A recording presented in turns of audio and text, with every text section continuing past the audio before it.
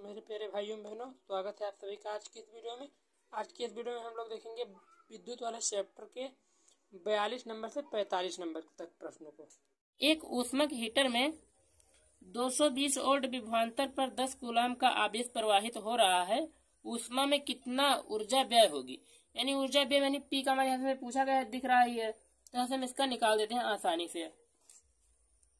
यहाँ से मैं विभवांतर यहाँ पर हिंदी में आपको समझा दे रहा हूँ। आप लोग कह रहे हो भैया ABCD में से आप ले लेते हो, समझ में नहीं आ रहा था, तो यहाँ से मैं हिंदी में आपको लिखकर ये वाला क्वेश्चन समझा दे रहा हूँ। यहाँ पे विभवांतर में जो दिया गया है, विभवांतर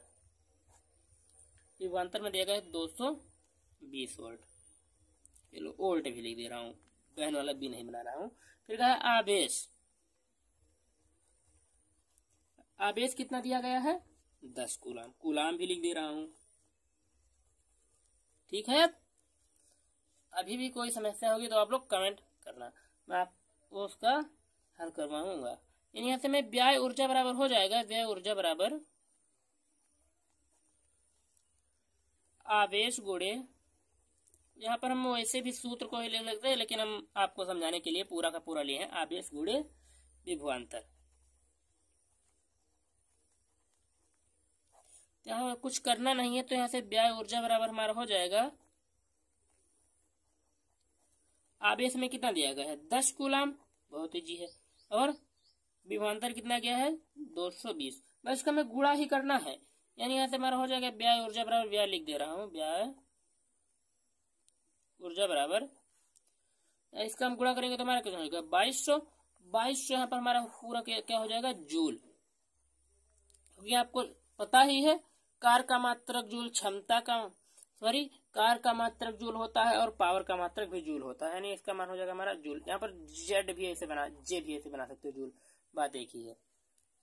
तो यह प्रश्न बहुत इजी था, आपको समझ में आया होगा, मुझे आशा है यह प्रश्न आपको समझ में आया होगा, क्योंकि यह प्रश्न बहुत इजी है। चलते हैं प्रश्न 43 की ओर, बहुत इजी प्रश्न 43 भी है, देख लेते हैं उसे भी। आपके सामने 43 नंबर का प्रश्न दिख रहा होगा, कहा गया है एक परिपथ में 5 एम्पियर की धारा प्रवाहित हो रही है। इस परिपथ में लगे 3 ओम प्रतिरोध वाले चालक में प्रति सेकंड उत्पन्न ऊष्मा की गणना कीजिए। बहुत इजी प्रश्न है, बस हमें समझना ही समझना है। यानी यहाँ से मैं हल लिख दो, हमें लग रहा है जो 42 नंबर का प्रश्न हमने हल किया है उसमें हल लिखना भूल गया, तो आप लोग लिख लेना। यानी यहाँ से आई का मान में दिया गया है 5 एम्पियर, ये देखिए आई का मान 5 एम्पियर प्रवाहित हो रही है परिपथ में लगे 3 ओम प्रतिरोध, यानी आर का मान में दिया गया है 3 ओम प्रति सेकंड, यानी टी का मान हम ले लेते हैं 1 सेकंड, सेकंड पूरा लिख लेना आप। और हमें यच ज्ञात करना है, ऊष्मा को हम यच से दिखाते हैं, तो इसमें हमारा सूत्र लगेगा H बराबर हमारा होता है I² R इंटू टी, ये हमारा सूत्र होता है। तो आप लोग को किताब में सूत्र हो सकता है मिल जाए, तो देख लेना। ऐसे हमारा H का मान हो जाएगा, I का मान जो दिया गया है 5 का वर्ग कर देंगे, और फिर इंटू R का मान कितना दिया गया है 3 और 1 दिया गया है, यहाँ पर गुणे लगा दो, तो यहाँ से H बराबर हो जाएगा 25 और गुणा 3 रहेगा, 1 का मान कुछ नहीं 1 लिख लो, यानी H बराबर हमारा हो जाएगा 25 से 75, यही हमारा क्या हो जाएगा आंसर। यहाँ पर हमारा हो जाएगा 75 जूल, हम जूल नहीं लिख रहे हैं, केवल जे बना दिए हैं। यह प्रश्न बहुत इजी था, आपको समझ में आया होगा, लेकिन आपकी किताब में क्या दिया गया कैलोरी में आंसर दिया गया, तो इसे हम कैलोरी में बदल देते हैं। तो यहाँ पर हम कैलोरी में बदलेंगे तो हमारा कितना आंसर आएगा 17.8571 ऐसे कुछ आएगा, तो यहाँ से हम लिख देंगे 17.86 कैलोरी, ये हमारा आंसर हो जाएगा। और आप इतना ही कर रहे हो तो आपको पूरा का पूरा नंबर मिलेगा, लेकिन आप इतना करते रहो तो आपको बहुत अच्छा रहेगा। चलते हैं अगले प्रश्न 44 की ओर। 44 नंबर का प्रश्न आपके सामने है, कहा गया है एक 60 वोल्ट तथा 1.5 एम्पियर के विद्युत बल्ब से प्रति सेकंड कितनी जूल ऊष्मा उत्पन्न होगी। तो इसे बहुत तेजी है, इसे हल कर लेंगे 2 मिनट में।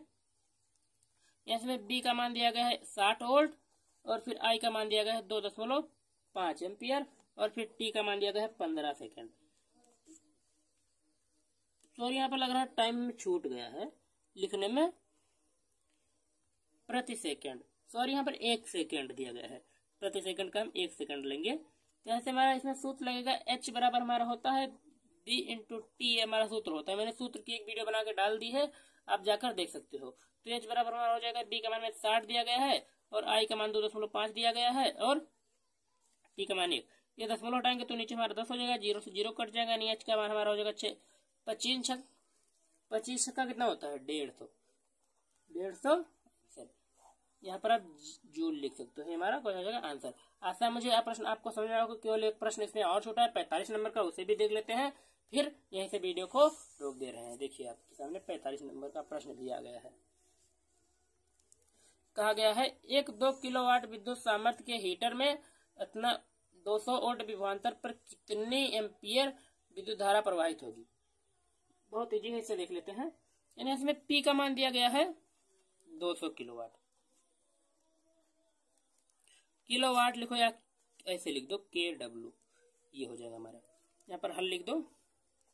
फिर आगे कहा गया है सामर्थ्य हीटर, हीटर यहाँ पर अधूरा ही रह गया है।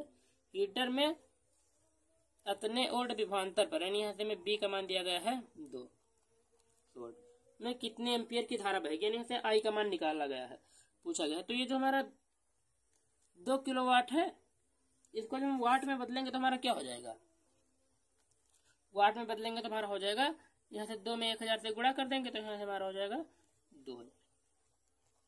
बहुत ईजी है, यहाँ से 2000 वाट हो जाएगा। अब यहाँ से हमारा सूत्र होता है P बराबर होता है B इंटू आई।